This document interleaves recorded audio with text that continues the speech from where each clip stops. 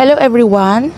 Sa lahat ng gustong mag-direct sa manufacturer ng ukay-ukay, ayan guys, i-PM nyo po yung page natin na Yuki Alex Vlogger para po doon sa locators fee. Once na bayad na po yung locators fee, pwede nyo na pong ma-direct i-PM yung mga supplier sa China. So once na bayad na po kayo na po mismo at ang factory ang mag-uusap.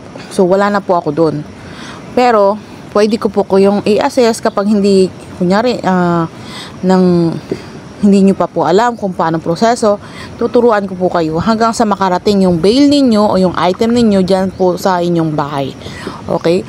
So marami na po tayong mga seller na nakadirect dyan sa manufacturer.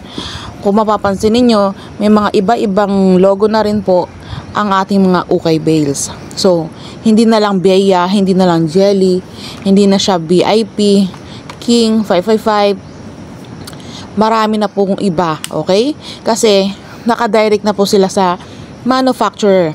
Maliban doon, mas maganda pa rin na yung binibenta mong ukay is yung own logo mo na, di ba? So yung Jelly na yan is own logo po ng manufacturer natin from China. So lahat ng ukay po ng Korean bales sa China po ang kanilang manufacturer, doon po mismo ang paggawaan. So once na bayad na yung locators fee ninyo, idadirect ko po kayo sa mismong paggawaan para po kung may gusto kang bagong design sa logo mo, pwede nyo pong ipagawa. So may mga bales po tayo na available dito sa Pilipinas na import na, okay?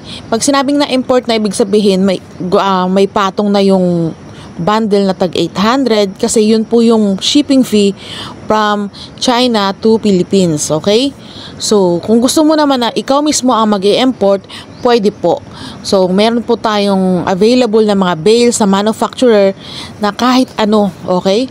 Kahit ano, pwede nyo pong orderin. So, kung interesado po kayo sa locators fee, i-PM nyo po yung page natin na Yuki Alex Vlogger. Kasi i-assess ko po kayo kung ano mga proseso na gagawin ninyo. At syempre, tutulungan ko po kayo mag-follow up at maghingi ng discount sa manufacturer. Okay? So, marami na po tayong mga seller na nakadirect sa manufacturer. Kaya wag po kayo mag-alala kasi ang ibibigay kong manufacturer sa inyo is legit at subok na po. Okay? Ibig sabihin, pag sinabi mong subok, ilang beses na po nag-order dito ang mga seller natin. Hindi lang po isa, hindi dalawa, hindi tatlo, kundi apat at marami pa pong iba. Kaya panatag po yan na legit ang ating mga manufacturer from China at sobrang mababait. Kaya kung ako sa inyo guys, mag-direct na po kayo sa manufacturer from China para mas less yung price at good quality talaga, hindi na pagpilian ng mga seller ko, no? Okay? So yun lamang guys, I hope you like this video and please pa like and share po. Thank you guys, God bless.